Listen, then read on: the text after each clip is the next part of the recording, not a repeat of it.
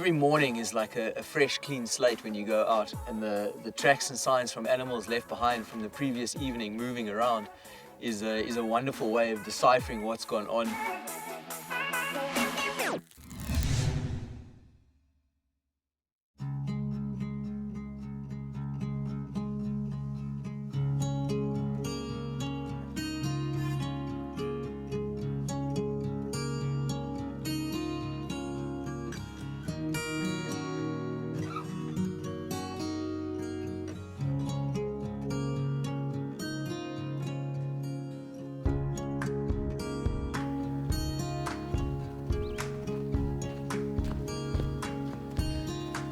Good morning everyone, welcome back to Shamwari TV. I want to spend a little bit of time with you this morning explaining and showing you a little bit of something that I'm very passionate about, and that's identifying tracks and signs left behind by animals.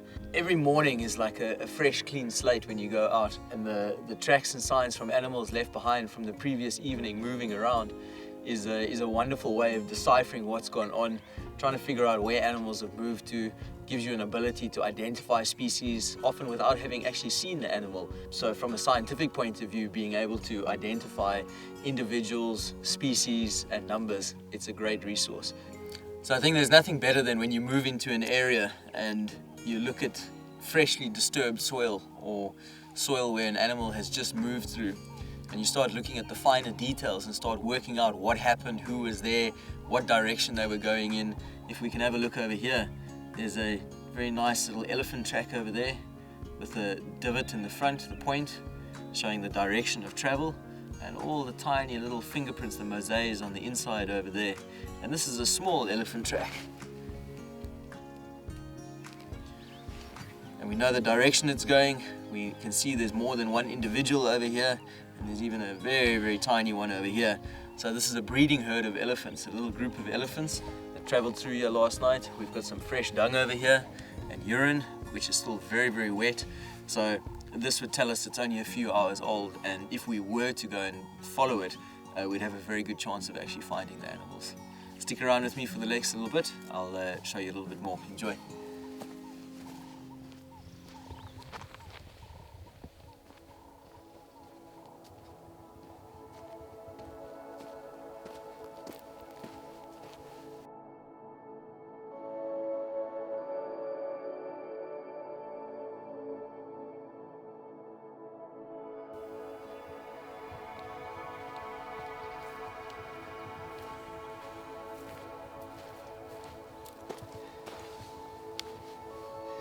So this is quite nice to see and quite characteristic. Tracks left behind by a zebra, or a group of zebras. There's two individuals walking down the road over here. And you can see these tracks. I'll draw the outline what I can see. There's this beautiful one main hoof at the front over here. And then you get this impression, what's called the frog, at the back of the track over there. There's the nice big rounded toe at the front of the zebra track. And if we just jump across and have a look over here, our elephants that we've been following along the pathway earlier, we've come across their tracks again. And here's a outline over here of a back foot. It's very oblong, it's not as round as the front foot. And here we've got this deep divot at the front over here. And as they walk and they put their foot down and they step forward, they leave a divot at the front. It's exactly the same as when we walk. It's not their heel that's scuffing, it's actually the toes that are digging in as they move off. And it's that divot that's one of the most characteristic and easily identifiable features to give a direction.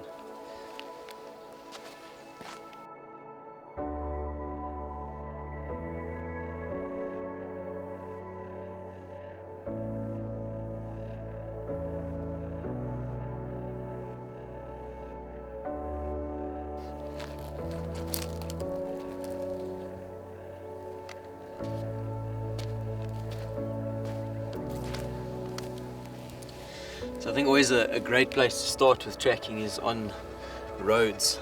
There's always a lot of loose sand and dust on the roads. Animals like moving on the roads. It's the easiest path of least resistance for them. They're always going from one area to the next on these roads. And I'll explain a bit of feeding behavior, utilizing the roads to their advantage as well. And in this case, it was a jackal, a black-backed jackal. he's come onto the road over here from that side, crossed over, and now he's trotting down the road over here. And if we look a little bit closer at this track to identify what makes it a jackal track, let's have a look at this one over here. If we have a look at the back of the pad, we can see there's two nice indentations leading up to this nice triangular pad over here, and then we have our 1, 2, 3, 4 toes in a nice pattern with obviously the claw marks. Let's have a look over here as well. At this one over here, you can see the claw marks at the front, just those two nice little nail marks leaving an indentation at the front, and that nice triangular dog pad. So canines, your dogs. If we look at the back of the pad, it comes to a nice triangle and has only got 1, 2 bumps at the back of the pad, like that, 1 and 2 with a nice point at the front. You can see the nice toes over there, the nail marks. So obviously direction of travel, heading in that way. These guys will be moving along the roads at night time, taking any opportunity and advantage they have against little murres, little mice. And if we have a look over here, we can see all the little mice have been active on the side of the road, coming out of the bushes onto the road, feeding, looking for any seeds, any loose bits and pieces from branches, leaves, anything that has moved onto the road that they can feed on, and gathering little bits of food and then running back into the bushes. And as the jackals are running up and down the road, they'll be taking advantage of that food source. Very often you see jackal tracks suddenly changing angle, and it's in close proximity to these mouse tracks, and that's where they suddenly see it or hear it and then take the advantage to try and chase it. And obviously jackals, their diet is made up a large proportion of rodents.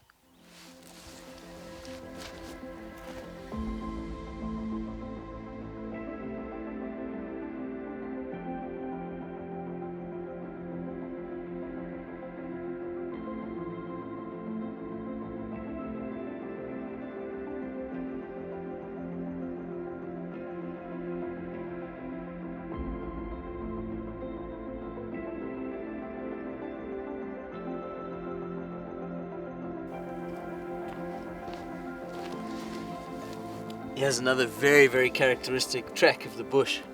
This track is of a giraffe. It's still a youngish animal.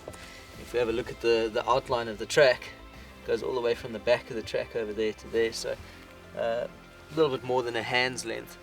A big bull giraffe, the track will be in the region of about 30 centimeters long. You can tell it's a giraffe in that it's longer than it is wider, and it's very rectangular in shape. And you can see this nice clear split down the middle over there with the direction that it's going. We've got very, very fresh giraffe dung over here, these balls that are scattered over a wide area. They're not clumped together because they've obviously fallen from quite a height, but if we touch it, it's still sticky, wet, the sand is still sticking to it, so it's very, very fresh. So those are some of the indications that we'll use to be able to tell when the tracks were made. They've obviously been feeding on these trees on the bush line over here and heading down in this direction.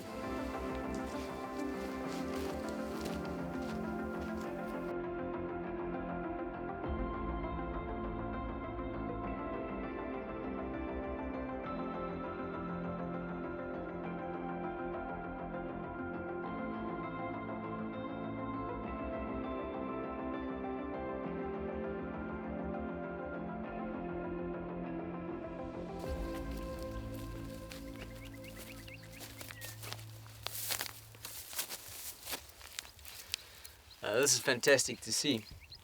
It just goes to show that you don't always have to see the animal to know that it's around. And this is a sign that's left behind by a very nocturnal animal that unless you're out at the right time, you're not going to see him. This is a feeding behavior left behind by an aardvark or an ant bear. And if we have a look at this deep, we're on the edge of a termite mound over here, you can see it's very, very hard. And these almost like spoon-like claws have dug into the side of this termite mound to break it open, and all of this soil has been thrown out on the side, and we've got parts of the impression of the between the back legs and the tail going down and the underside of the belly over there as he throws out the sand in these different directions over here. The long tongue goes into these tunnels over here by the termite. Long sticky tongue is able to lick up a whole bunch of termites. It doesn't look like this was a very big feeding, or it wasn't very successful for him. He dug here a little bit. You can see there's a couple of openings of the tunnels where the termites would have been in, and then he's moved off to the next area. So it's fantastic seeing this type of activity around, and even if you don't get to see an aardvark very often, the fact that you're finding these burrows around all the time lets you know that they're still around. The fact that there are aardvark on our game reserve is vitally important. There are a number of different animals that are heavily reliant on aardvark for their survival. The aardvark digs these very, very big burrows, and sometimes will stay in them overnight, sometimes it's for feeding, and then sometimes they move off into new areas. But what they leave behind is these very big underground cavernous tunnels and burrows, and that allows other animals to move in underground and actually be protected and insulated. Things like porcupine, things like warthog. There's even a number of bird species that are reliant on these tunnels left behind that they're able to then nest in. So a very important species, and in areas where there are no aardvark, or aardvark have been eradicated, so you see the tumbling effect on other species of animals. In saying that, on other properties where there's been a reintroduction of wildlife, for example warthog, and there haven't been aardvark on those properties, those warthog haven't really survived because they can't survive the winters and they can't survive the exposure and predation. So they need those burrows in order to be able to survive. So one more link on how one animal is dependent on another animal and how nature all fits together. Stay tuned for the next episode. I hope you've enjoyed it. Hello everyone, my name's Andrew Kearney. I'm the Ranger Manager at Shamwari Private Game Reserve. I just want to take a moment to say thank you very much for all the support and feedback that we've been getting on our brand new channel, Shamwari TV. If you haven't followed us yet, hit that subscribe button, give us a thumbs up, and hit that notification bell. Stay tuned for our next episode, and I'll see you right here at Shamwari Private Game Reserve.